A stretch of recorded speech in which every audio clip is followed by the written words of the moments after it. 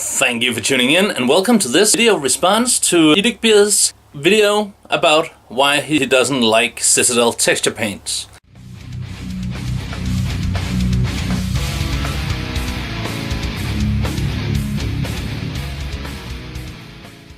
And I think that is a great subject to bring up. For the next few minutes I will try to go a bit more in depth in the product, what I like about it and what I don't like about it. As you can see, I have quite a few texture paints, and these are just the ones that I haven't used up. The Armageddon Dust is for the Necron army,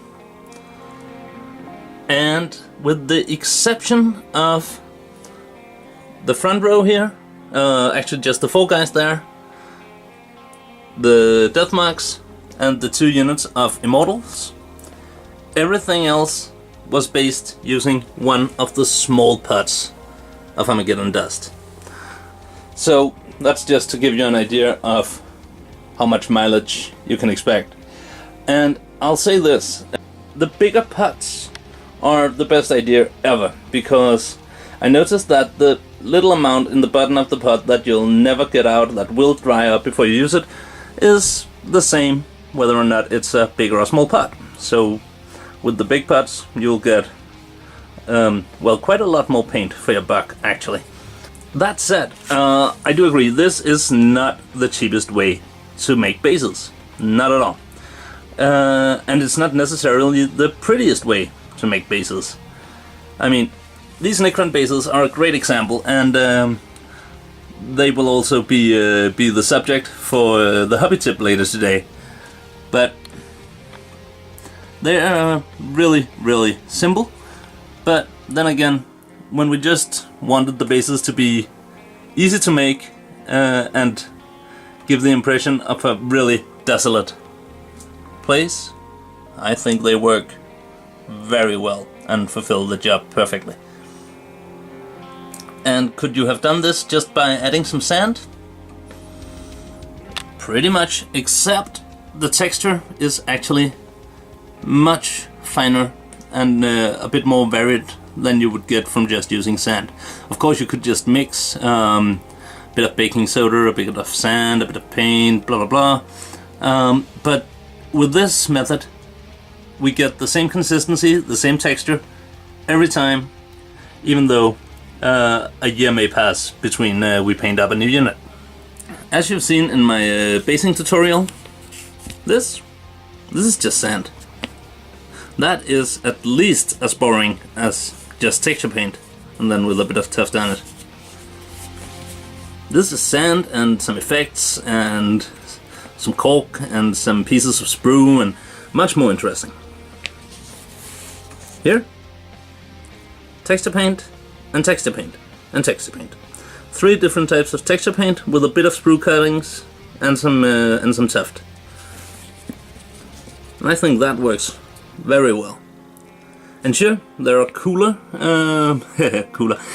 snow and ice effects out there, but the texture paints are, again, they're easy, they're reliable, and well, one pot actually lasts me quite a while when I'm using them like that. So, to illustrate my point, I've brought out a couple of different small skirmish forces.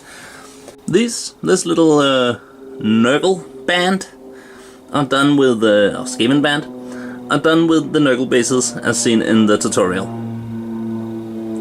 And that is the effect of sand, and I like that. I think it looks really great. It is Citadel hobby sand, so it's finer than playground sand, and it works very well when combined with other elements. Whereas without a miniature, this one looks really dull. Again, just to put them side by side. This Blood Bowl team, they're actually done with the the steel and mud, and then with some regular static grass over it, and around some again just some sprue cuttings for some slate of stone here and there. And while you could just have used sand underneath, I think the steel and mud gives a different texture that makes it more believable as a trodden up field of grass. Again, sand and even baking soda or stuff like that have a tendency to have a much more uniform texture than these texture paints. Especially when washed and dry brushed, it really shows.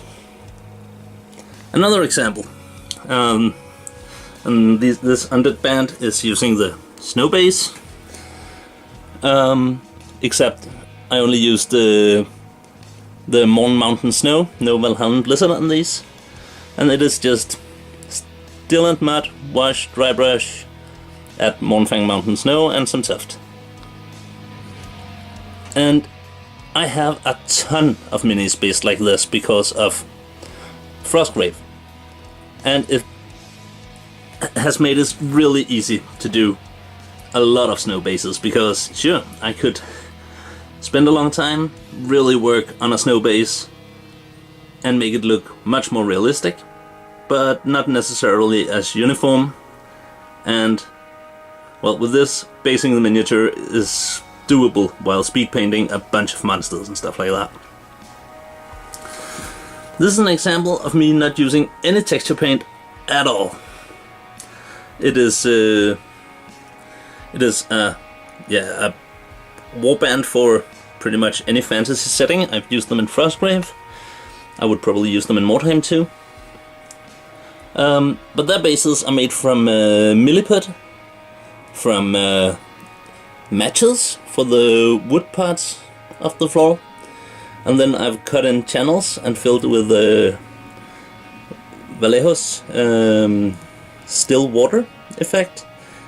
So yeah, that's these have taken quite a while to do. I really like the result, but I would not use this for a larger force.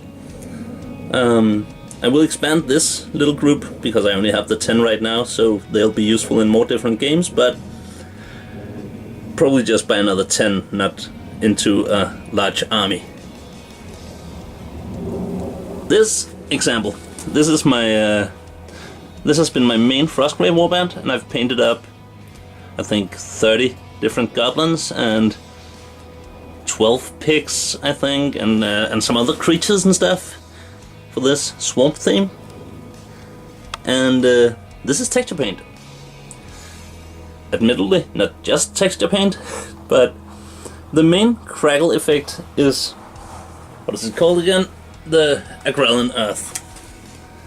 And it has been painted over different layers beneath it, and I have added a ton of stuff on top of it. And again, you can make your own crackle effects. And crackle medium is kinda cheap, but you have to mix it, you have to get it to the same level of crackle every time to unify the bases. And with these, to be honest, I don't think I would have bothered, because this is a medium-sized force. I made all in all, I think I have 50 models, and they're all made with one part of the Agrellan Earth, and I've bought one small part, that is, and I've bought a large part for when I want to expand the force.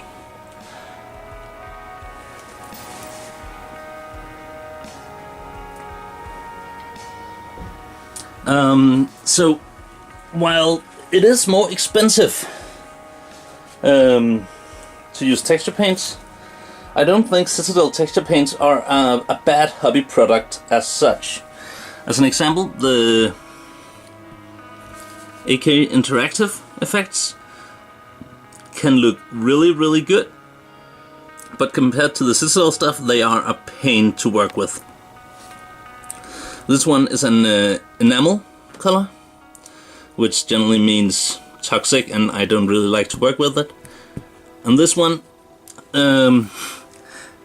you really have to get good before you get any positive results from the crackling. I've been struggling a lot with it and ended up buying a Agrellan Earth because it just wouldn't seem to crackle like I wanted it to, and it is so liquidy that it would flow right off the base, so I couldn't get a thick enough layer unless I dimmed it in like I have to do with water effects, and that was not what I wanted. So, oh yeah, and just to, well, I know it says technical on this one, so does the old Acryl and Earth, while the newer one says texture. And there is texture in Typhus Corrosion, and that is perhaps one of my favorite paints. And I use it for tons of stuff, the same with Risa Rust. Well, you could just basically use what is called dried bark and thin it down, and then dry brush with some what is it called, Troll Slayer orange. But with these, they just give that nice result where you feel like you actually get the product you paid for and the effect you wanted. Yeah, sorry, jumping a bit around this morning. But to summarize, I agree that you should not just go by texture paints as seen here, and then the dry brush or the dry paint that goes with it, and then just expect to have award-winning bases. I definitely think that for larger armies, that the bases should not be too complex, that they should not take away from the miniatures, and even these very plain versions of texture paint work can look pretty good with some tuft and a few skulls or something, and would definitely, in my mind, be acceptable, especially for people who needs a large army in a hurry. So, like with pretty much any other hobby product, I feel that texture paints are just like water effects, snow effects, technical paints. Hell, even going the extra mile and buying more expensive washes from Secret Weapon just to get that effect that you really want to work the same time every time. This is not a cheap hobby. We can try to cheapen it, cut corners, mix our own stuff, but at the end of the day, it's largely a question of money and temperament, I think. I mean, I like making bases out of cork, sand, white glue and stuff like that, but I also like having the option to make it simple, make it easy, and just accept that that'll cost me a little extra. Maybe I've saved a bunch picking up my minis on eBay, or as I do, I order all my Citadel paints from England, because that's, with the way the pound is now, and with Games Workshop price differences in general, they're about half the price that I can find them for in Denmark. While Vallejo paints is about the same, so I buy those in local stores to support them. That being said, I just to finish up, I have previously stated that I found it to be expensive and inconvenient, because you might run out of a pot of your texture paint, and then you can't really just mix up some more. And I still think that's the case. I just don't think, as a hobby material, even for more advanced gamers, it should be discounted. As when used as it is, just like I combined milliput matches and water effects to get a result here, the texture paint is just one of the hobby products that's been used on these guys. Oh well, quite a rant from me. Tune in later and we'll play with some texture paint in a couple of hours. We have a whole bunch of Necrons that need basing, and I'll try to illustrate how fast and easy it is to get those bases done with texture paint. Yep, that's my 2.5, maybe 3 cents on the subject. Go check out the original video up here, because otherwise this probably doesn't make a lot of sense. And yeah, take care and bye bye.